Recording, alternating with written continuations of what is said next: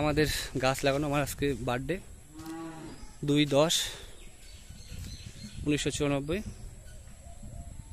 সেই উপলক্ষে, জন্মদিন উপলক্ষে আজকে গাছ গাচ্ছি আমি।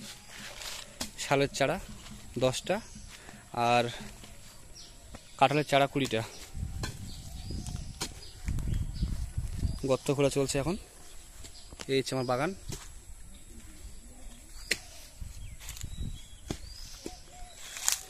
এটাও আমার হাতে গাড়া কাঁঠালের চারা। সব এগুলো গাড়া আমার হাতে। চারা নিয়ে আসছি।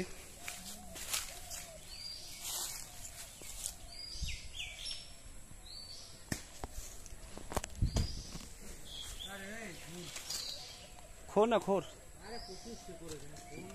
ইয়েগুলো কেটে দে, শিকড়গুলো।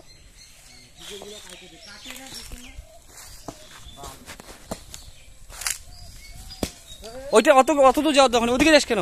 যেটা বড় আছে ওটা ছাড়, এদিকে কাট, এইদিকে এগুলো কাট, এদিকে এগুলো কাট। বড় শিকড় কাটার দরকার নেই। হ্যাঁ, এদিকে কাট।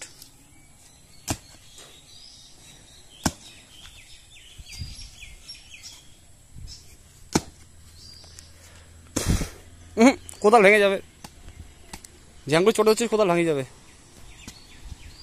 আরে গোল কর না, গোল করে মাটিটা তুল।